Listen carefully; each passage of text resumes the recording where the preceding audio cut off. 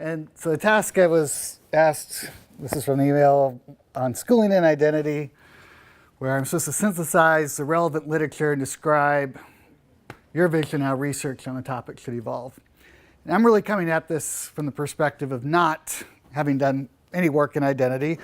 A lot of my work is more on structural labor models and such. So thinking about, well, what would it take to convince a structural labor guy to incorporate identity into these types of models.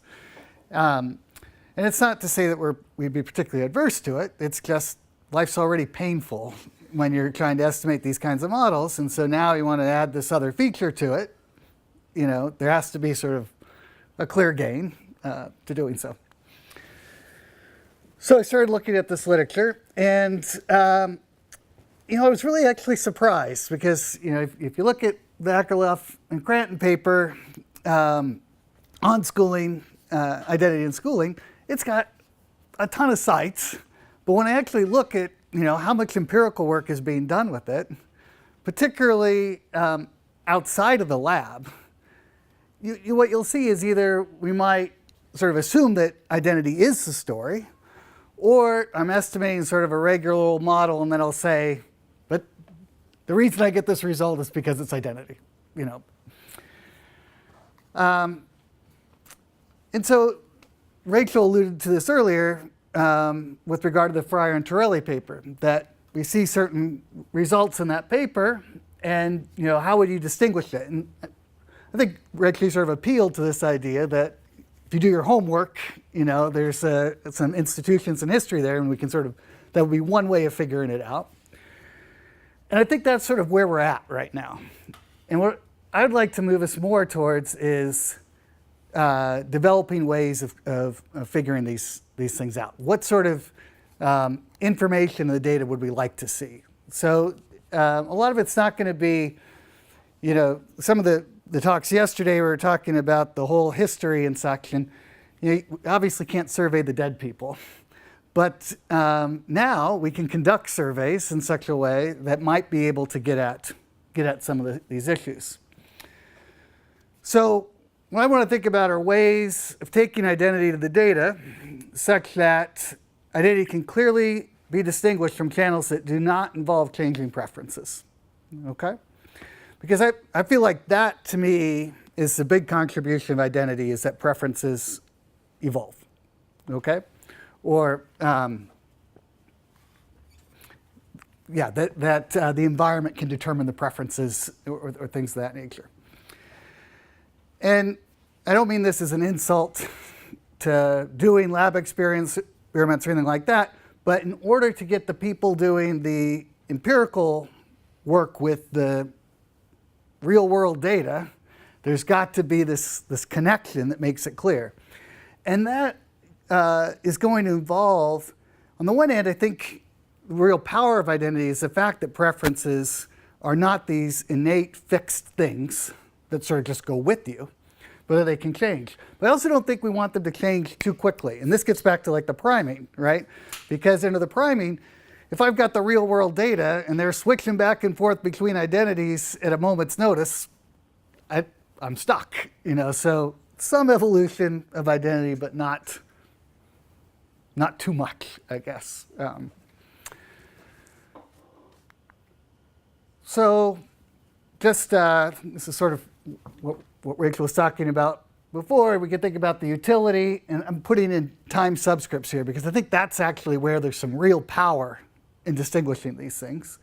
But utility depends upon the action, your actions, the actions of the others, and then the identity portion. And the identity portion can depend, again, on your actions, actions of others, your social category, how much your effort matches with what's prescribed, and then these prescriptions. And that's the way it's sort of framed, and that's a very general model. But I think identity still has a lot of meaning if we just think about the environment determining those preferences, with the key feature being that the preferences themselves, you know, are endogenous. Okay? And the reason I'm pointing this out, maybe this is on. if we think about what are in these papers, if you incorporate identity, you can get multiple equilibria, you can get best responses that are neither continuous nor monotonic. And, theorists love that, right? That's sort of what makes theory sort of cool, is seeing these different types of things.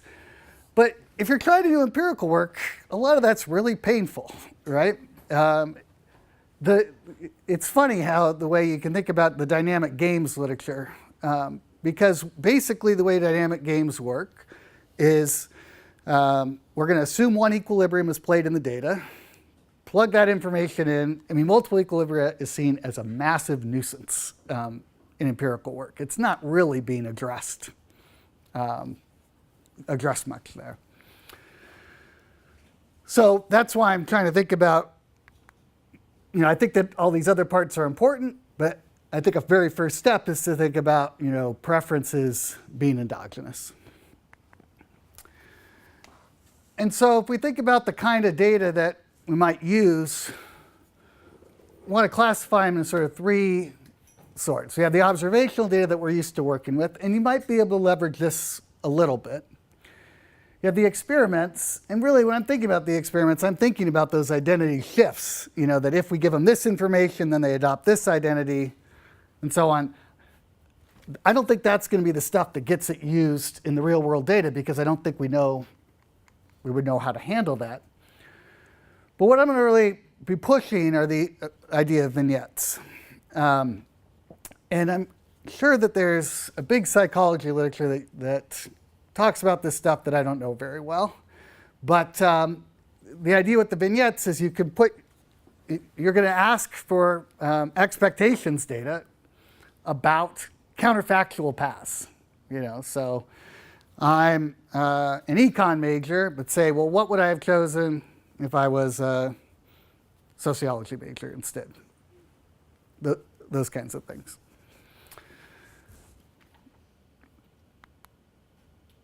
So, and I think in distinguishing identity from these other stories, I'm also thinking about how these things track through time. So my co-author in this, Maria, she went to Pomona, and she said, what you do at Pomona is you don't refer to the first-year students as freshmen, because that has these male connotations. They're first-year students. But as soon as she left that environment, now she's at Duke, Southern University, we're back to freshmen, So I think what's really interesting is thinking about how much of this stuff sort of persists and whether was it really sort of moving on their preferences or not. And so if we think about how identity could operate, if your preferences are specific to the environment, those things still have long-run implications, because it affects the choices that you make. You could accumulate more human capital, so we know more going through. It could change the cost or returns for exerting effort, so that you're able to know more. I'm thinking this is more as a technology as opposed to preferences. Or it could change your preferences so that you want to know more. And when we think about these first two, it's going to be tough to tell, these things from other non-preference stories. But if we can show that the preferences move, then identity comes into play. So I guess there's two aspects to it. And this gets back to, I know, Rachel, you've talked about this in your work, is, we want to go for, economists want to go for the minimalist strategy. The simplest way that we can get this stuff in here. And so if we don't need to change the preferences, if changing the preferences is harder, even though that might be more realistic, we need to have a sort of a good reason for doing so. So I want to start by thinking about what the barriers are to distinguishing identity. And it's not as though identities always could manifest itself as sort of a peer effect, but let's take a particular situation and walk through it as a way of highlighting what I think the barriers are. Sorry, these are the barriers to identify preference changes? the barriers to identify identity from alternative stories. So that's fundamentally what I'm interested in. Is we could go to the data and sort of assume that identity is operating there, but how could we distinguish that from other stories? So suppose you see in the data that students who have an academically gifted roommates perform better. We could think about different possible reasons that could be the case. And maybe this isn't the best one to use for identity, but one thing could be conforming behavior. Prescription becomes, to work hard. You want to be like that roommate there who's working hard. You end up valuing grades more. The other avenues, it could just be that there are unobserved characteristics for why you see this. Academically gifted students, if there's selection, they select other academically gifted students. And of course, there's a bunch of alternative peer channels that have nothing to do with preference, with changing preferences or preferences being specific to the environment. The academically gifted roommate may be quieter, make it easier to study, helpful in learning the material, or maybe helpful in learning how to study, either making study time more efficient or less distasteful. This one could really fit under the peer channels, but I think it's a huge thing, so I want to try to keep it separate, which is information. And some of these stories you might call information, but really want to keep that as a separate story. Because I think that is potentially one that could really confound identity. Is that. So if you think about barrier number one, with the unobserved characteristics, that's sort of an easy one to eliminate, because if you did something like randomly assigning roommates, that's not present there.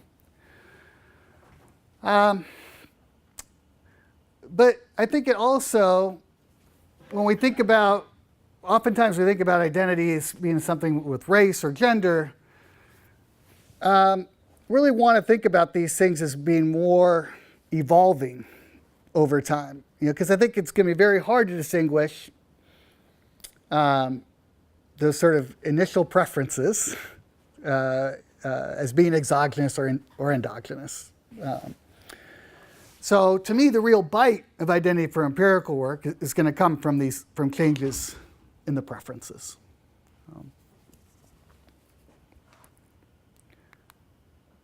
So the second barrier is that there could be all these alternative peer channels. It deliberately chose there's been lots of work on identifying these things, deliberately chose the one that had Larry and Steve Durloff on it. But this is a pain. I mean, this is hard to do in and of itself.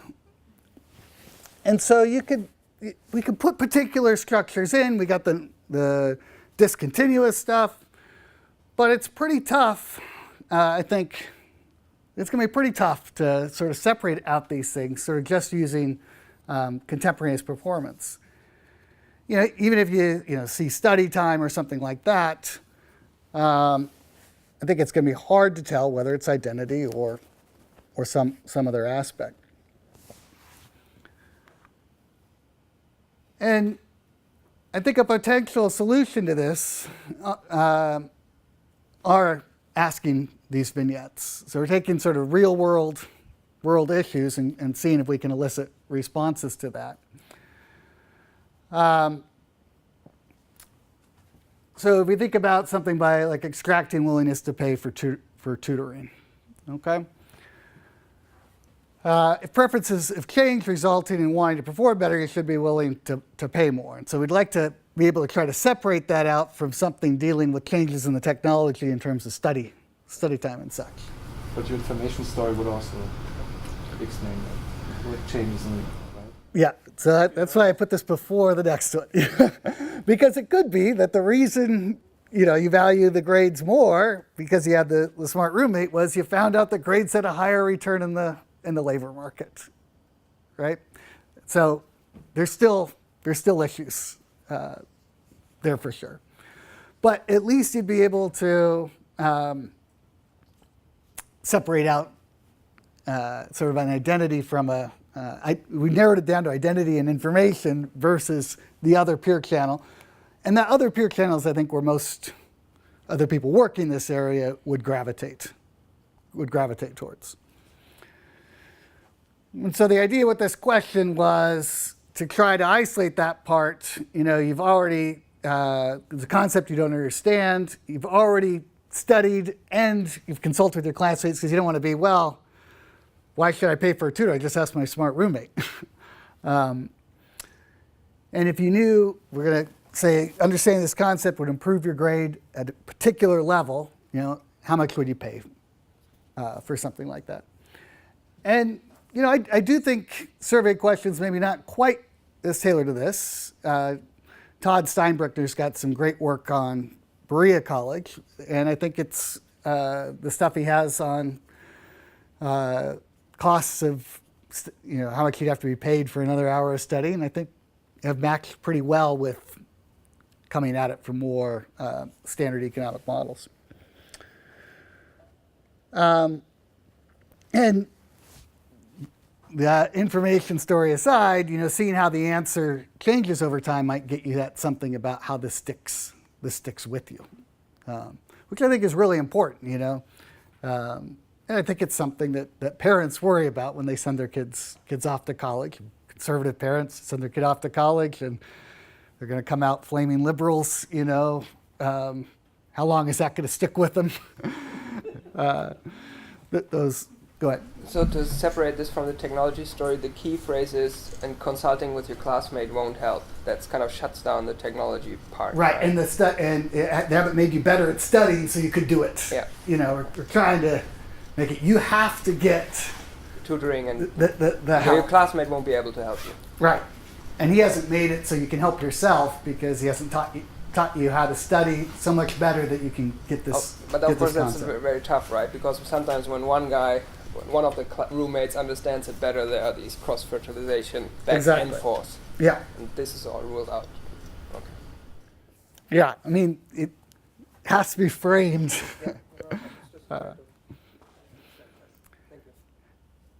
And then the third barrier, I think, is this information.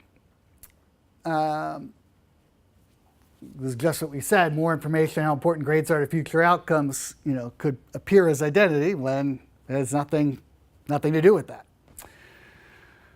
I think this Hawksby and Avery paper is really fantastic, in showing that many students with extremely high test scores, you see that people who have really high test scores from rich families, they apply to one set of schools, and then these students from poorer families apply to satellite state schools, despite the fact that if they'd applied to Harvard, it would have actually been cheaper for them to go. And so, your first instinct may be, this is identity, right? Maybe they want to stay close to home. That's not who they are. They're not that type of person. And that's actually not the case. So Hawksby and Turner actually provide this information to these, or it's not the whole case anyway. Hawksby and Turner provided information to these students about, hey, your chances of getting in would be this. Here's how much financial aid you could expect. And they actually surveyed them too. And these students who were really high performers, they wanted to get out of there. This was not a good match for them. And it didn't really affect whether they went to college, but it did affect where they went to college. And you saw this clear substitution towards more private colleges. To me, this points again to the advantage of the vignettes because you can tailor the information a little bit. Go ahead. So do you interpret the study that looked at when schools added having the SATs offered at their school, it increased the percent of low SES kids taking the SATs. Do you see that as an identity story or an information story? Well, the thing is, I don't think we can tell right now, and that's the catch. The studies are striking. How little people know. So there's a study by Amanda Pillais on, I guess, the way the ACT used to work. You got 3 free score reports that you could send out. And for $6 more, you could send a 4th report. but a bunch of people only send 3. Then they made it so that you could send one more score report for free. And it has a significant effect on the college quality of low-income students, which is stunning, you know. But then I look at my junior in high school and how he's thinking about college, and he has somebody who studies higher education, how people make higher educational choices, and he's really pretty clueless about the whole process. You know, he doesn't know how to evaluate these different colleges. You know, But the other story could also be a norm story. Oh, most people send 3, you know, so it's even more complicated because it could be revealing information about what most people do. Yeah. Yeah. So I'm going to ask a question about the vignette, and one of the things that we do is we talk about kids in middle schools and high schools as well as kids in college. Actually, most of what we did in our little model is for kids in middle school and high schools. And the question of how much would you be willing to pay for tutoring, Z? So you could translate to, how many more additional hours would you be willing to invest, or I don't know how you'd say it, to middle schoolers willing to study, not go to your friend's party or something like that to learn X. And I'm thinking that that's going to change over the life of a student as well. So do you think we could or do you think we could use these sorts of vignettes, just formulating this idea of using these sorts of vignettes just to see how a student and their particular normative environment or their particular identity or how they think of themselves as their own priority, in a school environment and their own priorities might be changing just as they grow older and mature, which is probably a combination of information. So now they know it's important to get grades, but it's also that, that maybe their discount rate has changed, or do you understand? Yeah, and I want to come back to that. Okay. Because I'm going to talk about a few papers where, I think you could really say it's not information. Okay, yeah. Because this, of course, also gets to the whole HCEO, Jim Heckman's, point, too. It's about how, how are students able to, to concentrate, to work hard, when they're younger as well. Yeah. And how much are they willing to, as opposed to them understanding how it's working. Yeah, and I think that gets back to the technology too. Exactly. All the stuff on delayed gratification doesn't have to be preferences; it could just be the technology. Sorry, I'm thinking about this.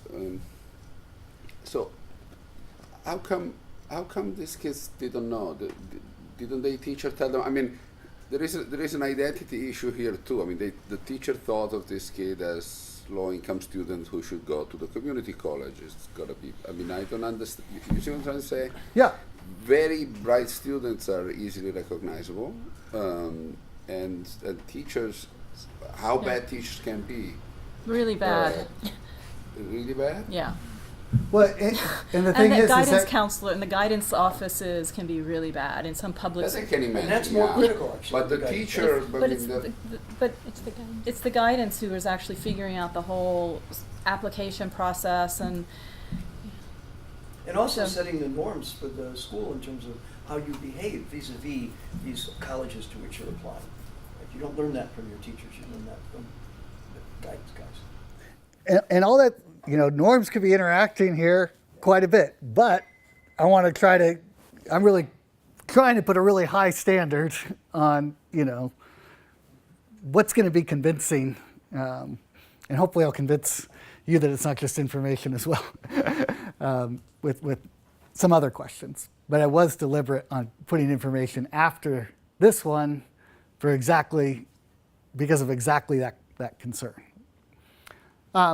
But even thinking about that issue in the context of information, you could ask questions about what do you think the return is on grades, and that would tell you another an information type story. All right, so this is sort of the bad news here, and now we're hopefully going to try to move it more in a positive direction. And so the next couple things I'm going to do, the first is talk about a couple of papers that I think are very identity related. And then I'm going to and show what I think is sort of missing from those papers. The irony is the two papers I'm going to talk about. We tried to collect all these different empirical papers on this, focusing not on the lab, and I had Maria sort of say, okay, I want you to pick two of these papers that we're gonna go through. Two papers she picked actually don't say this is supportive of identity in any way. So one's a Fryer and Torelli paper, so identity is a possible explanation there, but they go with a different explanation. And the other paper doesn't mention it at all. So the first one I want to talk about is this. This is an MBER working paper. I should have put the title. It just came out fairly recently. What it does is it analyzes the effect of schooling on religiosity and superstitious beliefs using this data from the European Social Survey. And basically, you had all these compulsory schooling reforms that were coming at different points in time, and then they can sort of track out, given the timing of the reform, how that changed religious beliefs. And it measures a variety of outcomes. We got measures of religious beliefs and practices. They ask things about lucky charms and horoscopes. Found it a little bit disconcerting as somebody who is religious that they sort of lump praying with lucky charms. But in any event, but what's remarkable is the paper doesn't mention identity at all. What I guess I'll get into that in a second. So what they find is being exposed to schooling reform increases in individuals' educational attainment by 0.4 years. And that schooling has large negative effects on self-reported religiosity, frequency of praying, attending religious services, horoscopes, and lucky charms. I'm sorry, I didn't get actually the source of identification you were using, because I guess it really depends on the curriculum of the school. It really depends on which country. That's right. So they're making a broad generalization here. Before and after the compulsory schooling reform, just look at the different cohorts going through. You're seeing these trends at these different places. Compulsory schooling law comes in. Now you see a drop in religiosity and such. That could be different for different countries for sure. This is sort of the average effect across countries. Were you going to say something? No, it was rolled out gradually in most countries, I guess also. So parts of cohorts were treated in many countries. I was just wondering how to do it. Yeah, I'm not totally. It's not a fair question. But was the consequence of this that people got more schooling or they got different schooling? They got more school, so they get an extra 0.4 years of schooling as a result of this. And then you see that for those cohorts. What? The schooling reform was increasing the number of years. Increasing number of years that you have to go to school. So then the first one is automatic. Right. Yeah. But then but the link is that after that, you see that those cohorts had diminishing measures of all these things. Okay?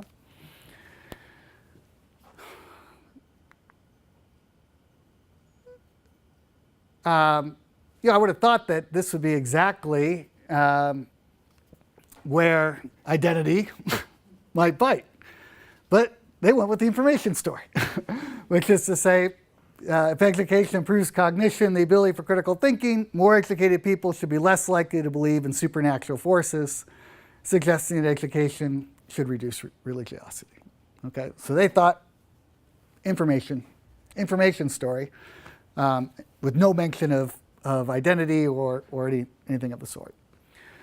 So I think actually with this observational data, you might be able to make a little bit of progress on this. So fundamentally, they're looking at the means and sort of seeing what's going on there. If we thought about the identity effects at play, we might see clustering of distribution types. So if we think about the jocks and the burnouts, You're going to miss that if you look at the means, but if you can sort of see the clustering there, then I think that would point more towards the environment. Again, though, you could say that people are heterogeneous in how they responded to the information, but I think it would at least...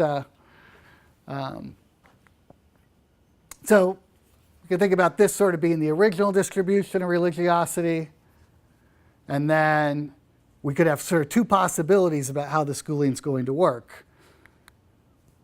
The first possibility is it just shifts everything over, so everybody's moving towards being less religious. But you could have had that, they're not going to adopt that identity, and so we're going to have a set of people over here who are going to stick with being religious, and a set of people over here, and they don't talk about what's happening there. But I think that might be a place to look for those kinds of things. I think it's really tricky with real data to try to detect multiple peaks and such like that, but.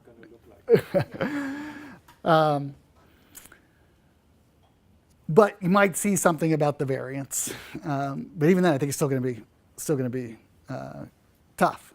I think that you have to have some more questions in order to get at that. I mean, even information could lead to heterogeneous things. Definitely, yeah. The way you operate and perceive information, memorize information, etc., etc. But this would be sort of saying the most religious people, they're not going to respond to the information, which I think you could say that was their identity, is why they stopped, why they weren't going to go there. So this whole, I know so you know how people react to information about vaccines, right? So some people will they might say, well, they're giving me this information precisely to undercut my beliefs, and so I'm going to even hold my original beliefs even more strongly. Right. Right. So I'm buying it. That's what I'm saying. Is I'm buying it. And I can imagine other environments where presumably there's some sort of information which is being rolled out, and presumably that people may adopt that information more or less, or perhaps even reject it in particular ways, which are Yeah. Right. So I'm now a little confused on this point, because I thought that at the outset you wanted us to think, you wanted to distinguish between things that affect preferences, tastes, and things that affect information or beliefs, right? And that identity had to do more with changes of taste, right? Right. But actually, the story that Rachel just told could have been thought of as a belief story, namely that you've got groups of people with identical preferences, but some people have very tight priors and other people don't. No, right? no, these were not identical people with identical preferences. But they could be. Oh. I mean, that's the point. The point is that the story you told is consistent with them, with these being, you can get that kind of thing totally from heterogeneity in priors. I think right? that's Tightly held beliefs, you don't take in a lot of information, right? What is that? That's just variance of the prior, right? So I don't see how shape is going to distinguish in a world, in shape in a framework where we think that there's agent heterogeneity, that ex ante versus ex post shape is going to be able to identify taste changes versus information effects. I think that's right. I mean, it's very hard. The bar is so high that it's going to be very hard. Though I think that if you see something like this versus like this, I think you're going to be, what you have to allow for in terms of flexibility, in terms of variation in the priors, and that's really tricky. So coming at this on the structural labor side, we're always saying we have rational expectations, and that. When they form their beliefs, it's from the population variance, and you're gonna have to relax something there, and it's just a question which one you're gonna relax. But what would the identity story here be? I'm a little confused. So people go to school, and going to school. The identity story would be they set the that, standard of being not religious is sort of this is what is the norm at school. Right. And so some people, the amount of effort it would take for them to be that, choose not to adopt that. And so they adopt the sort of opposing identity.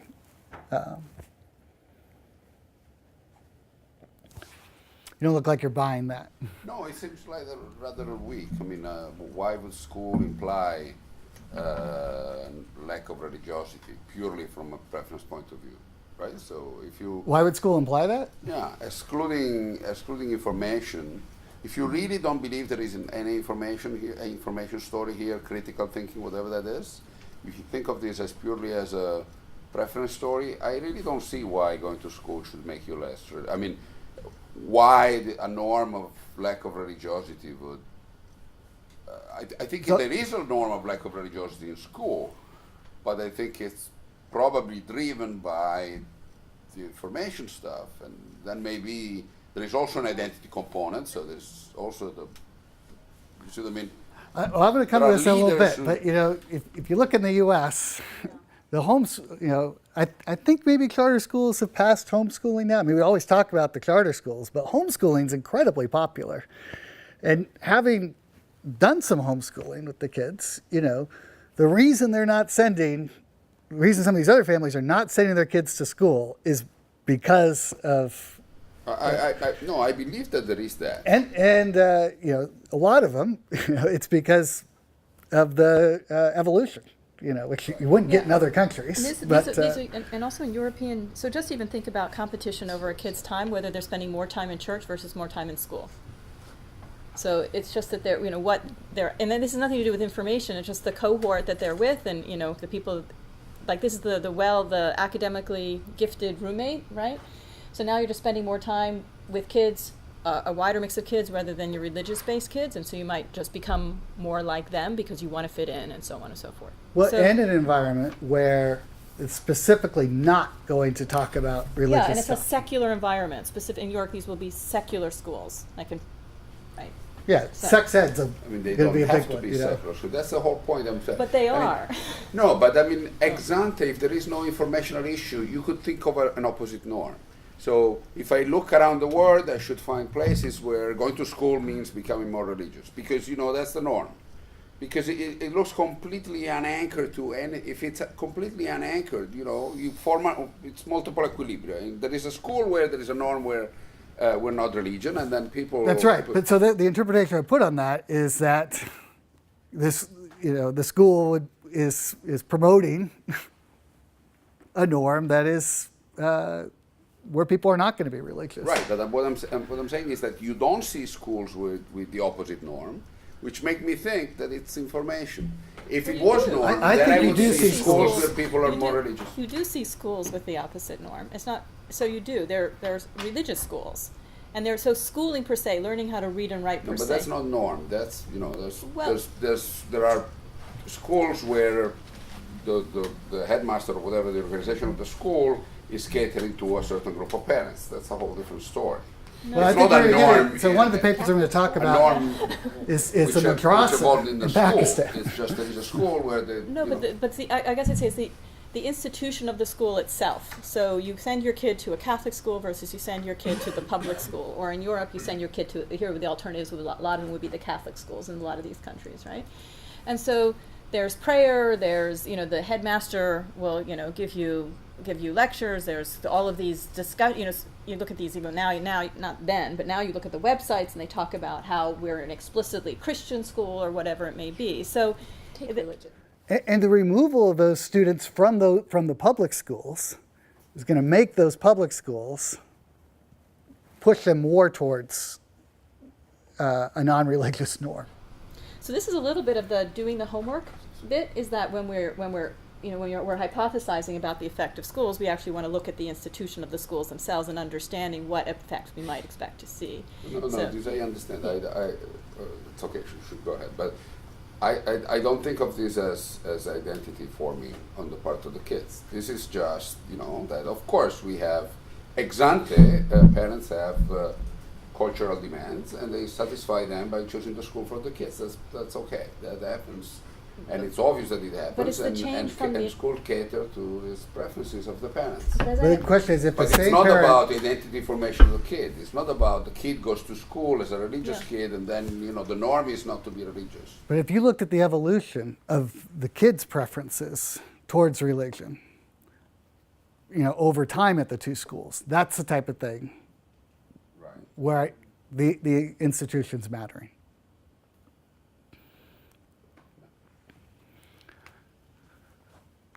So the other paper is the Fryer and Torelli paper. They use the Ad Health data. We talked about this a little bit yesterday, where they're going to construct an index of social status. So you're looking at how many friends you've got. Focus on same race friends, so they say the results don't depend on that. And then for white students, the higher the grades you get, the more popular you are. That's not going to be true for black students, and particularly not true for Hispanic students. It's positive for a while, and then it goes down, and the cut point is much lower for Hispanic students. And I actually think the most compelling evidence, this paper gets couched in terms of the acting white, but the stuff on Hispanics is really, I think, more where the action is. I should have done my homework and being able to tell you the sites for these papers, but my understanding is there's lots of papers saying that third-generation Hispanics do much worse than second-generation Hispanics, and that a lot of that's being driven by identification. So if I'm a third-generation Hispanic and I'm performing well, I say I'm white, and if I'm a third-generation Hispanic performing poorly, I say I'm Hispanic. That fits in exactly with that part that's happening there. Fryer and Torelli argue that it's not identity that's going on. And part of the reason for that is they say that at the predominantly black schools, you don't see these penalties for performing better. And that actually was the original thing, not in Akerlof and Cranton, but in one of these other papers as to why, we're getting the acting white issue showing up in the predominantly African American school, and that was not the case. But I don't think that necessarily rules it out, because the prescriptions can vary across school types. That leaves open anything can happen, which is a problem. The other part to it is I would have liked to have seen more on the reverse. So we see the effects on social status, but now I'd like to see that actually led these students to exert less effort, which there wasn't evidence on that particular point. That's the feedback that would lead to the underperformance. So, we've just gone through two of the papers here. There's not a bunch of papers that are going to be more convincing right now, at least using sort of the real world data. So I find that a little unsatisfying. So what I wanted you to start thinking about, and this is a paper that really got me thinking about identity as something it's not that I didn't think Akerlof and Cranton was very important, but this to me makes it really important.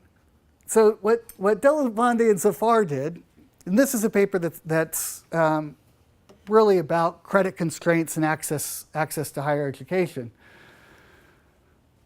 Zafar is a Mansky student. He's done a lot of work on subjective expectations. So saying what would my earnings be if I was instead this major versus another major? Because people are acting based upon their subjective beliefs. The structural guys would say those beliefs are going to match with reality. This is a relaxation of that. We're going to collect those subjective beliefs and then plug them into the choice model. And he collects this data with Delvani, who actually, she really did some other stuff on contraception in this regard that was very interesting. But collects this data in Pakistan from 5 schools. So you have 2 sort of Western style schools, differing in their selectivity. Then you have the Islamic school, and then these madrasa. And the ideologies of these schools are very different. So the subjective data about future outcomes are collected both for the school that was attended and schools not attended. So this is beliefs about your earnings, beliefs about your probability of being employed, graduating, etc. And the subjective beliefs are going to be coupled with observed choices to think about the role of both the pecuniary and the non-pecuniary factors in the choice of college. And the way they're going to construct this is, it's clear from their family incomes they're going to be able to figure out what stuff was actually in your choice set. Like some of these kids could not afford to go to the very selective university that, or could not have gotten in. We're going to sort of get what's in their choice set, estimate a choice model with the subjective beliefs, and then they ask, well, what would you have done if credit constraints were not an issue and you could get in, you know? And why I really like this paper is they're able to predict the answer to that question from their model that was estimated, the choice model estimated on the constrained set. That's outside of what the identity aspect is.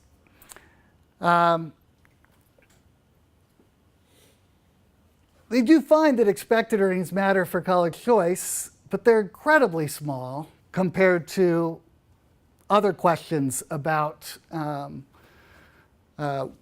you might choose a particular institution. And you know, having done a bunch of work on choice of college major, it's really surprising how insensitive people are to differences across fields and pay. And that holds true whether you use subjective expectations data or actual data. You know, they're just not that responsive to earnings, which is stunning. But here's one of the questions that they ask. Consider a situation where you decide to enroll as a student in each of the institutions listed below. So there's 5 schools. What do you think is the % chance that materials taught to you at each of these institutions would be consistent with your own ideology and thinking? And with their parameter estimates, you see that students are willing to give up 40% of their age 30 earnings for a 5% increase in this. I mean, maybe you think that's just too big to be true, but you know, a lot of these studies on choice of major, it seems like there are massive compensating differentials associated with these things. This is holding despite the fact that they're also controlling for parental approval. That's another one of their questions. And parental approval, of course, is highly correlated with the ideology. So the question asked here, what do you think is the % chance that your parents would approve if you studied in each of these different schools? And again, students are willing to give up a substantial amount of their earnings for a small increase in parental approval. That's 1 year's earnings. What? I assume that's 1 year's earnings. You know, that's a little tricky in this context because they're only asking about the age 30 earnings. And so it's hard to say whether that's a present value, whether it's a present value statement or not, because they don't actually have all the different earning streams. They need to go back and look at this. But I think it's actually, I would actually think about it more in a present value context, given how they estimated the model.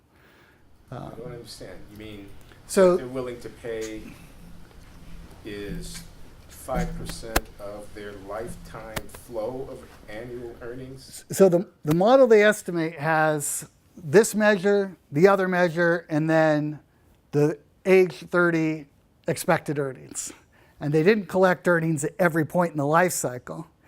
And so if you thought about the earnings at age 30 as sort of as a coefficient on that, and that thing is going to reflect, you know, how much that's related to your whole stream of earnings. That's why I'm saying I think it might be more likely to be a present value. Oh, I'm worried about comparability. I mean, parental approval lasts forever. That's right, and that's why I'm saying they just have one earnings measure in there. They don't have all the different stuff, and this is I think it's gonna have a permanent effect on your lifetime earnings. But how much is effective identity versus normative constraints? Because having a parental approval or to attend schools which is ideologically identical is also associated with cost and the benefits of social association with others. So there may be a cost and benefit associated with social relations which affect over and beyond identity issue, that the choice of the schools and preference for agreement with the parental approval. I think that's definitely the case. Then I would say, if we go to this question, we're separately controlling for the two. This one actually comes out more important, slightly more important than the other one. But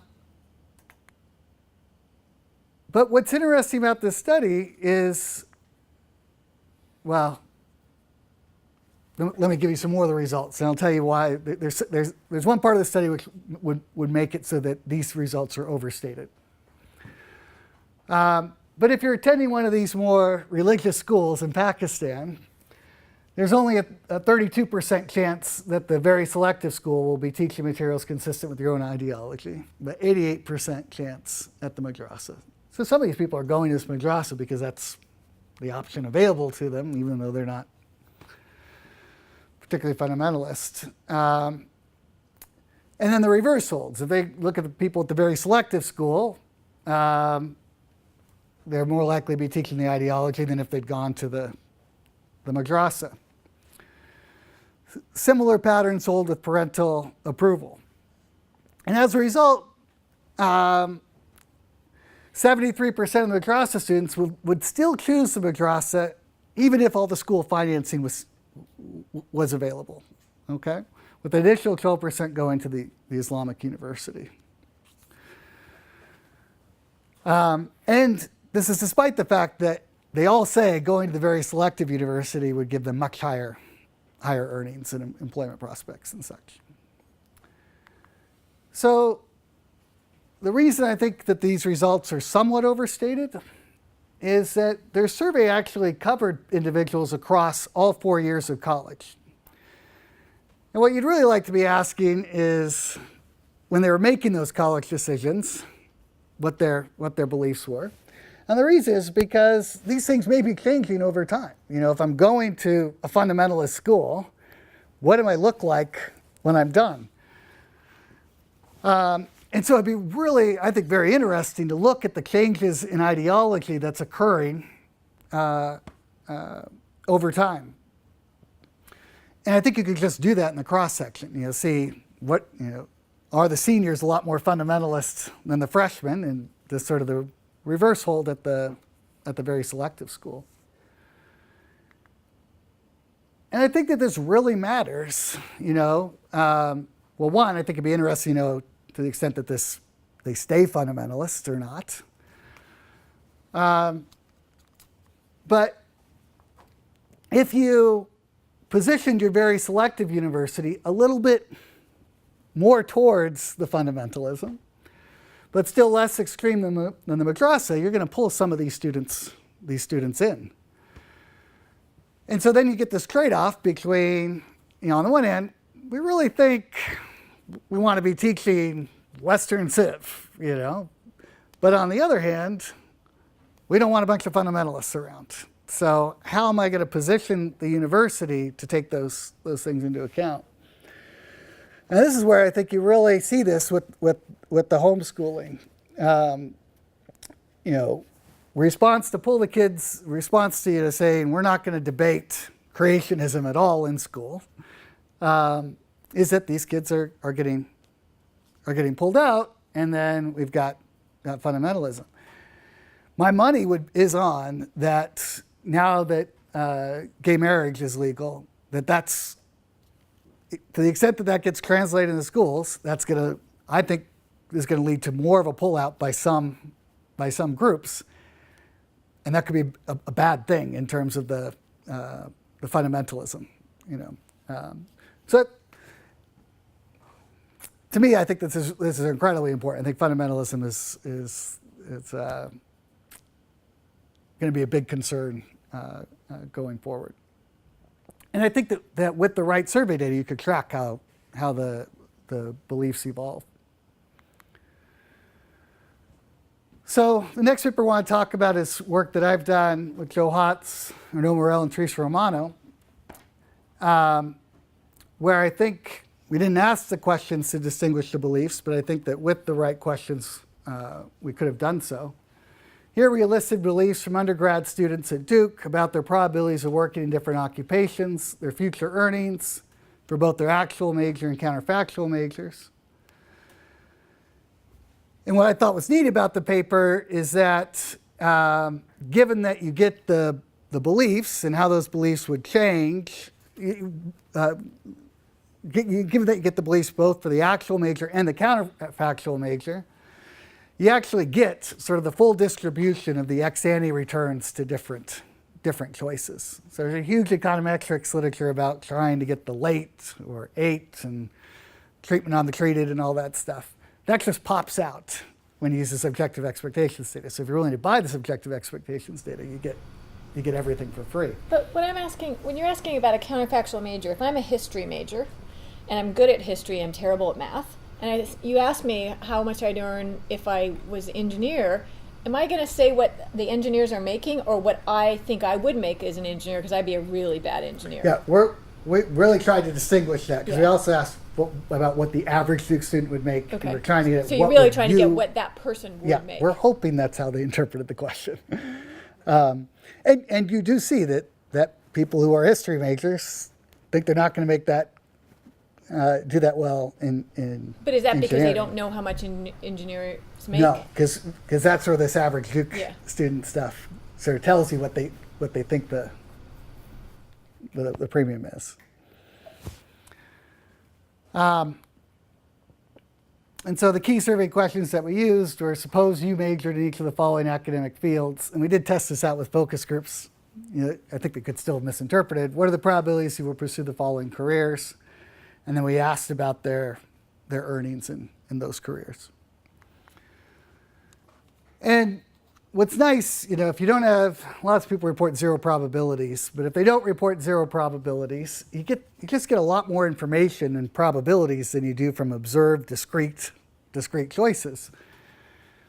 And so if you assume, okay, I've got this probability of working in a particular career, there's uncertainty there. Well, I'm just going to assume that the uncertainty follows a particular distribution. Given that, I can then back out what their preferences are by doing sort of the I/O trick of inverting the choice probabilities. So you start out with multinomial logit probabilities of different occupations. If you take logs and difference, you get the difference in the log probabilities gives you the difference in payoffs. And the way we estimated this was we sort of allowed, if you think about, I've got to remind myself here, occupation K, occupations are K, majors are J. And so we're going to get payoffs here relative to a baseline occupation. And we're going to decompose these preferences into these different parts. One is your preference for a particular career. The other is how much your major affects the value of that particular occupation. Then we have their expected earnings, differences in the log expected earnings, and then sort of the error term.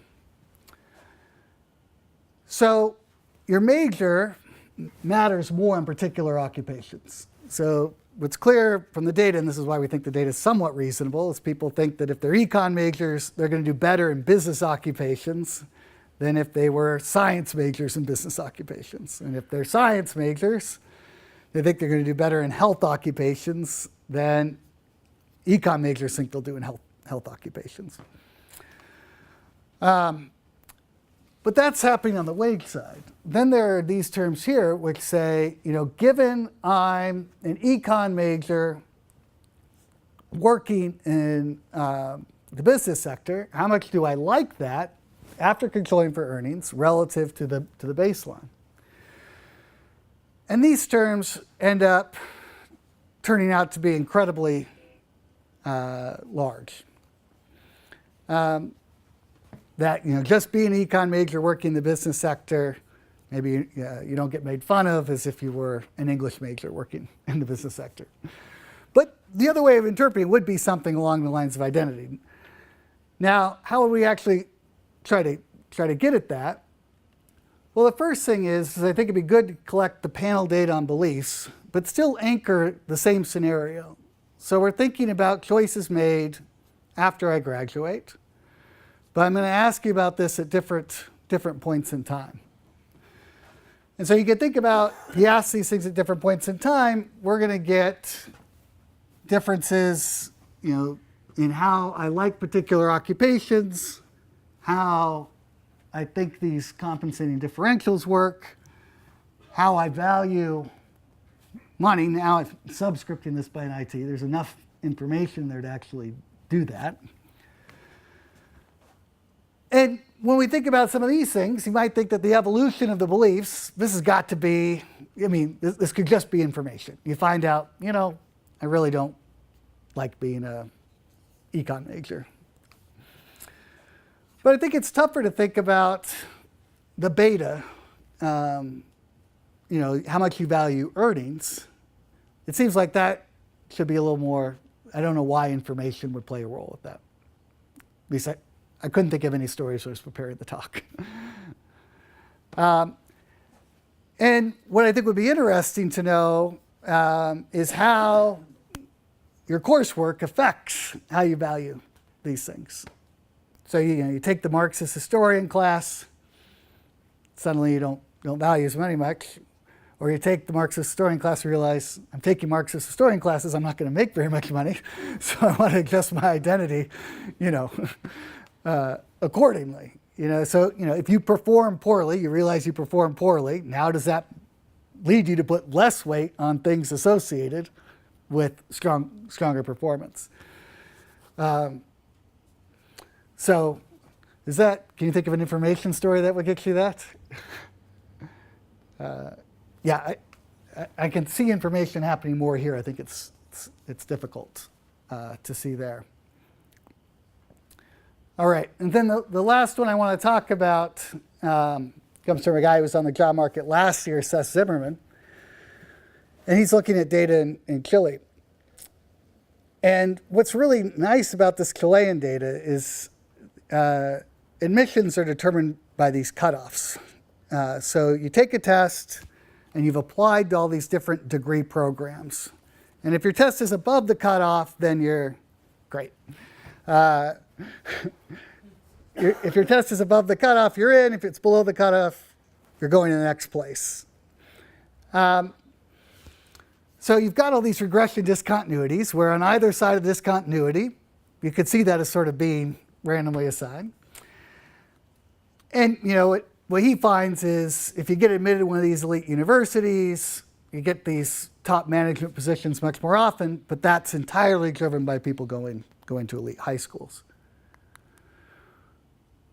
But you could do the same thing that we just talked about. You could ask about earnings in different occupations, ask probabilities about choosing each occupation, and you could do this conditional on being offered particular levels of earnings. What this would allow you to do is break out sort of human capital effects from more identity type effects. By going to this college, it could be, they have two elite institutions, one's sort of a right-wing one and one's more of a left-wing one. Maybe the schools increase your earnings in each occupation the same, but you go to the left-wing one and you come out wanting to be a social worker, okay? That is leading to different outcomes through the effect on preferences, not through the effect on the human capital. And so being able to sort of distinguish those things. And then with regard to the ideology, I think, again, with the random assignment, as they're going through, you could sort of ask questions to try to disentangle, how liberal they are and see how that evolves with the environment and see whether it persists across it. Is it the case that it's like the freshman story where, I refer to you as a first year now, but when I change my environment, I just flick it off and you're freshman? Or, how do these things sort of persist? So consistent with the last talk, I'm going to end 10 minutes early.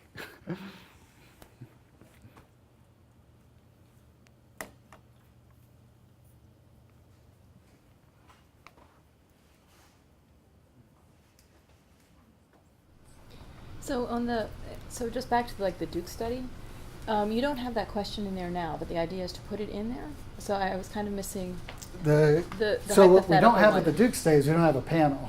Oh, okay. So if you ask Oh, this with question panel each data, time, okay. then I think see. you've got it.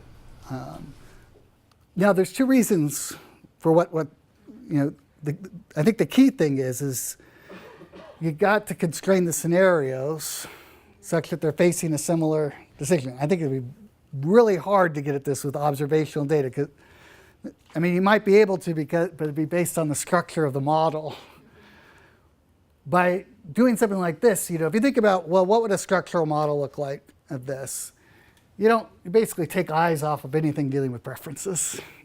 So you're just stuck with these.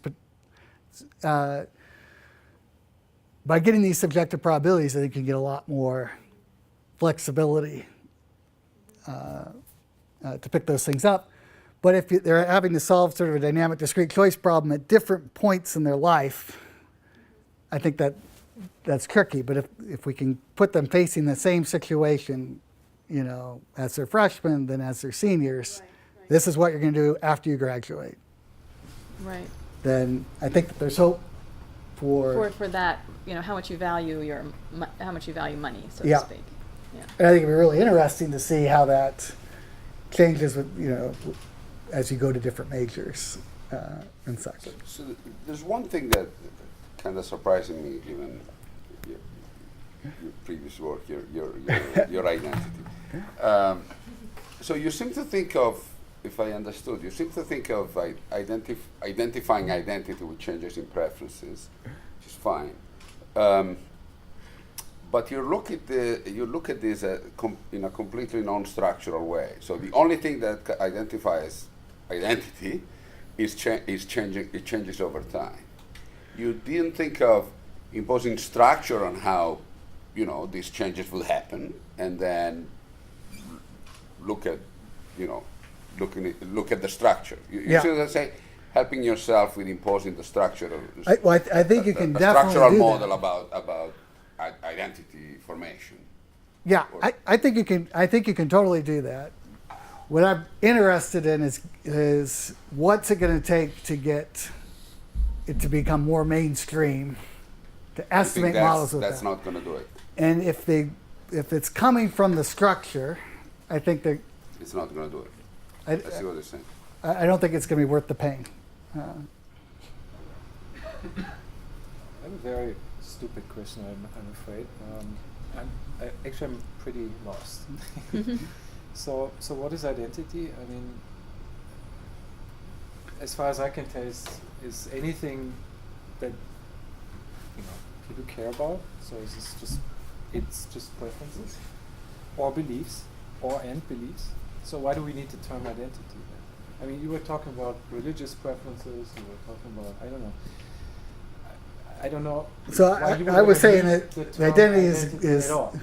is that In the your preferences thought. are endogenous, one, But then- and two, the environment affects those preferences. Yeah, but that is the weakest definition I've ever heard of what identity could be. I mean, I don't need a separate term for the claim that yes, preferences are endogenous, and of course, So- environment plays a role in affecting changes. Well, so I guess And that measuring this is difficult, of course, and there's some work on randomized interventions, changing the environment, randomly assigning people into different environments. My work, for example, over 1 year, and then doing experiments and checking preferences and stuff. So there are ways to actually get it more causally over long periods of time, I think. But I would never describe that as changes in identity. I would change. This is changes, for example, in pro-sociality when it comes to what I've done, or discounting, or other traits or skills like IQ or something, and beliefs like trust, for example. Right. So things are changing. Yes. But It's hard to I think that there's identify, two parts but with that. What is it that makes it exclusively an identity? I'm actually When you say IQ and you say beliefs, no, that would be separate. Sure. So I Why get- beliefs? Why beliefs? I mean, isn't a set of beliefs a very strong? I mean, to me, intuitive. You should answer. sorry, You can should you- answer, Rachel. Sorry. Well, so okay. What can I? So I guess what I'm thinking that Peter's doing, and what I think the challenge is that, so I had those different models that I put up yesterday. So I have the basic economic model, and then I have the strategic interaction model. And I think the presumption of most economists is to say, I can explain everything by either the technology or the constraints or the information. So I didn't actually have that on my slide, but that's really important for what Peter was saying. So I can look at kids' choice over majors in school, or all of the, willingness to negotiate or not, all in terms of just the information I may have over the returns to, say, different majors, right?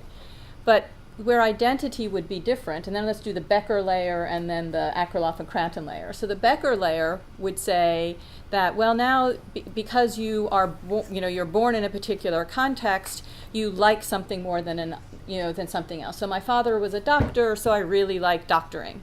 Okay, it's just something that I like, and I'm brought up in that particular way. So that's actually already a departure from Becker, right? Just that I like doctoring because I am. I don't know, I like biology, then you can add, well, maybe Becker actually has this in a footnote somewhere. Well, I actually like to be a doctor because my father was a doctor. And so, if there's something about it, maybe I know more about it, I enjoy it, it's a skill that I have, a skill that I have, and so therefore I like it. But I think when we move to the identity angle, it's saying that these preferences are something that are formed. They're a social construct, and they're possibly malleable and changeable. So the institution in which you find yourself may lead you to have a different set of preferences. So these are now the likes or dislikes than you may have had before. And so in the religious example, it would be, how much do I like Lucky Charms? Okay, or how much am I going to be using Lucky Charms may depend on the institutional environment in which I went to school, right? And relative to where I was before I entered the school, right? So it's just simply this change from... With the channel being preferences, yes, not information. Exactly, right. So this is culture matters. Sorry, this is just culture matters. Which I'm not saying, it's a little reductive. Reductionist of what identity is, I think. Of course culture matters. You're defining cultures as preferences. But it's got We're economists, of course it matters. And they change, sure. That's the important stuff. Do they change within the person's lifetime? They change, and the crucial thing is how they change. It's not the fact that they matter. So I guess it's the fact that they change in particular ways. That's the So I guess we're a little bit speaking to the converted, because in this room we say, of course it matters, and now we're interested in unpacking it. And I guess for different audiences, they still don't believe it. So we want to actually, I think the agenda that, maybe I'm speaking for you, Peter, is to say, well, now I want to show in observational data how we can actually show how it's mattering, how we can identify that as a separate effect from these alternative explanations. Is that? Yeah, and maybe you've already got it for me. Well, that is all. I don't completely agree. I think many people, in fact, even Becker and many people before never thought preferences are always stable. This is rhetoric most of the time. No reasonable person ever thought preferences are not valuable. But leaving that aside, can I ask a question? We talk about how the change in the preferences by identity explanation separated from the change from the learning, including sort of accumulation of consumption capital, which and other things. At least for the information logic. This is not clear. How clearly that we separate the identity change from change in information operationally. Well, okay, so when the answer to that, I think that's what Peter's struggling with. But then in answer to what Armin's saying, so go back and read the Cole, Maleth, and Postlethwaite paper on norms, and they will give you an absolute critique of the whole idea of preferences being endogenous, and they want preferences to be exogenous and everything coming from what they might call fundamentals. So a little bit we have a different view of where economics has been and where it is. So that might be part of what this discussion is about. I don't know. Do you know which paper I'm talking? Yeah, I disagree. I don't think that's what they. Becker also has this, right? So Becker has done all sorts of stuff on. Sorry, I don't know why I moved here. Because otherwise, I make everybody. So Becker had all this thing on endogenous preferences, but in the end, where he's coming from is the old Stigler-Becker with identical meta preferences that would never change, right? So, but that's just a methodological issue. It's how do we model changing preferences? We all agree that Coleman and Postlewaite is the same thing. They're saying it's too easy to stick stuff into a utility function. Let's think about how it gets there. Okay, so that so that's a reasonable argument, but we are all but they are also getting at indirect preferences changing. Now you might be happy, and I'm happy with sticking something in a utility function and trying to understand what it does. Some people say, yeah, that's too easy. Let's try and understand why. But it's just a matter of. It's just. I think it's just a methodological issue. I don't think anybody. I agree with Armin. I don't think anybody thinks that preferences are not changing. Are not endogenous. I don't know. I guess I've I had haven't enough. seen any. Our time is up. Yeah. My job. But please carry. Again, this may be a little bit of debate of who's spoken to whom and who've had debates over whom over dinner about these things. So, I don't know what your experience has been. I mean, in the dynamic structural work, that's not going to happen. You'll have switching costs and such, but I view that as something different. So I'm troubled by the fact that I don't think that you can do this in a very non-parametric way. Okay, so there's a literature out there on the revealed preference of dynamic expected utility. So Ed Green and Kent Osband have a paper published in the 90s sometime where they ask the question: suppose that you give a decision maker in a decision problem differing probabilities, right?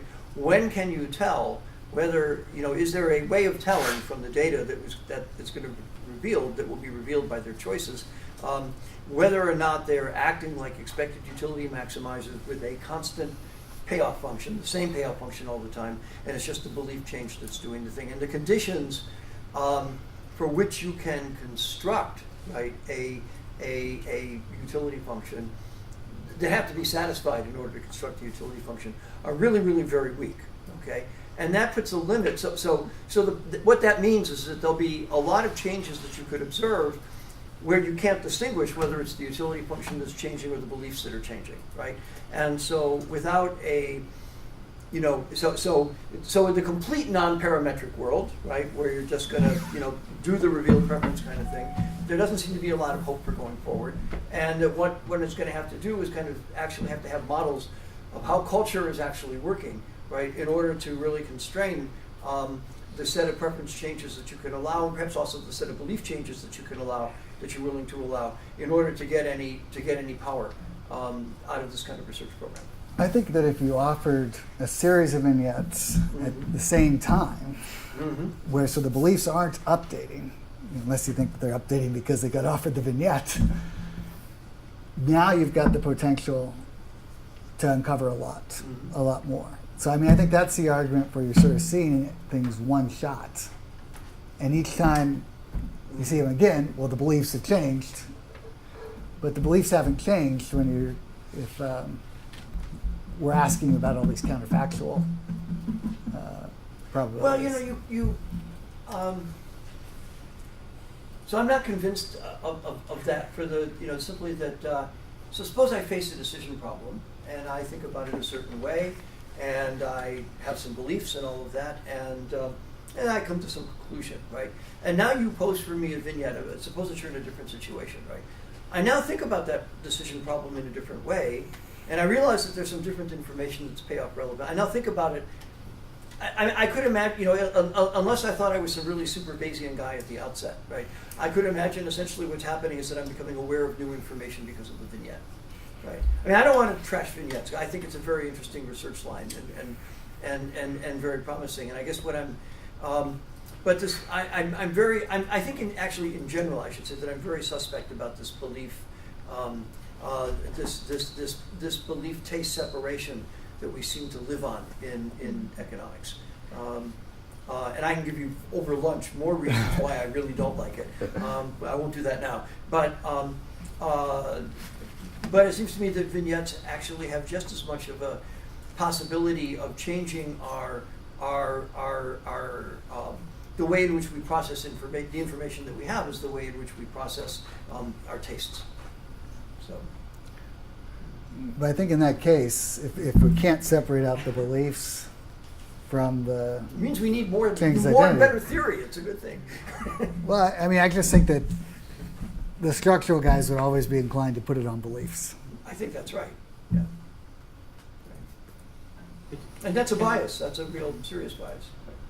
Can I add just one word? Me, I thought that identity was much more broader than preferences and belief. Or at least belief, the food you eat, the clothes you wear, has nothing to do with belief, but to define your identity.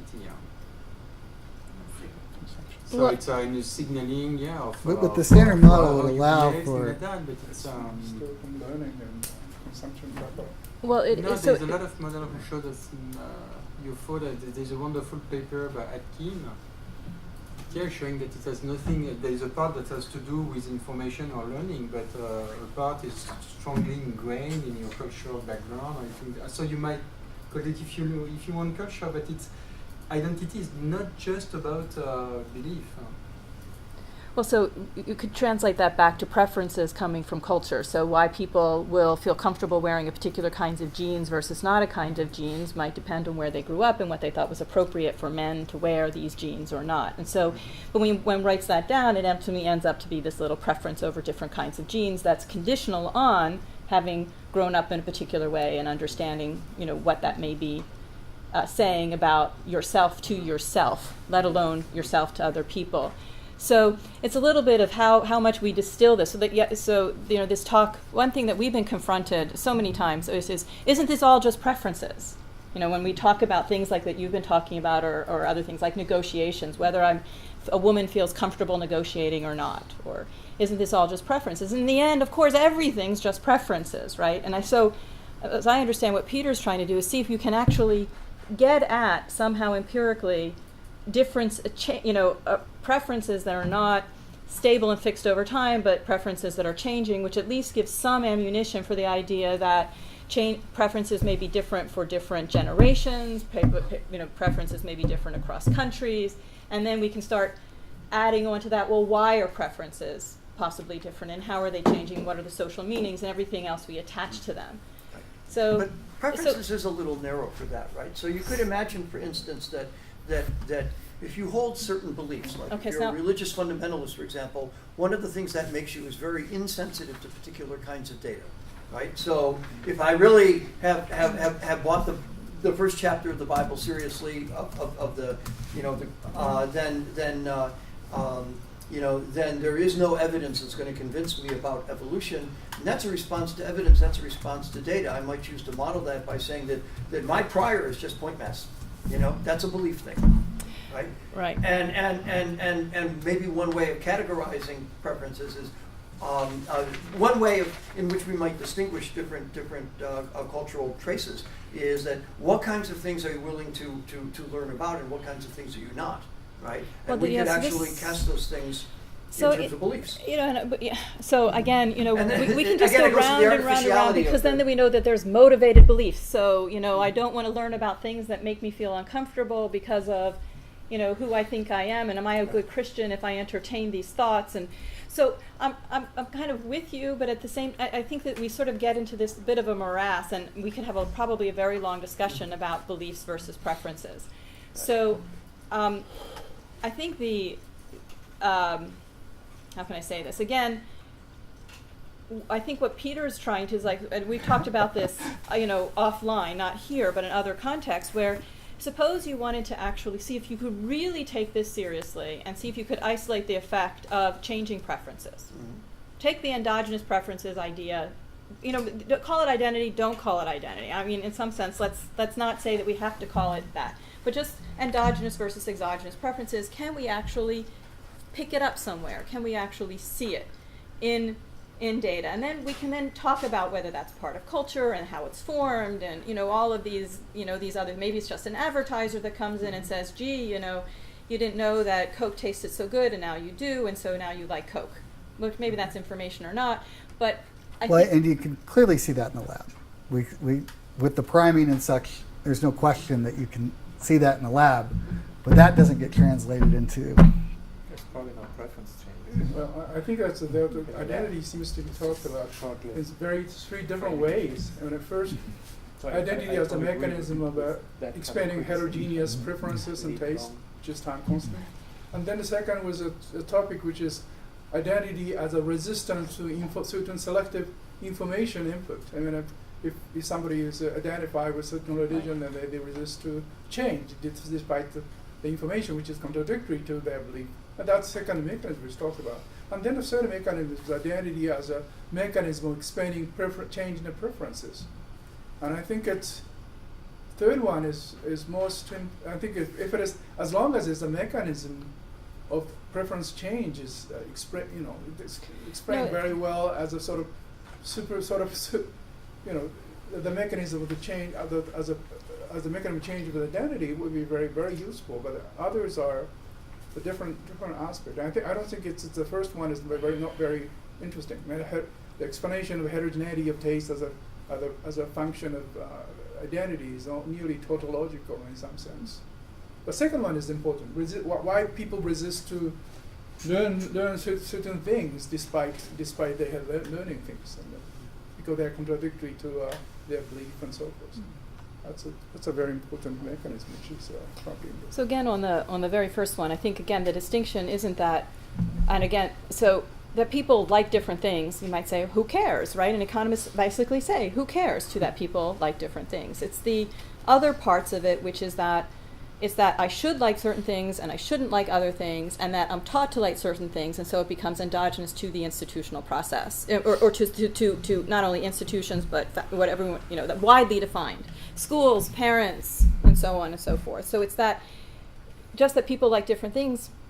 That's the basic, that's the standard model. It's just that people like different things through a process, and I think what Peter's trying to pick up in is that we can start to see that that there's evidence of a process by the fact that people's preferences have been changing in a particular way, perhaps through an institutional environment.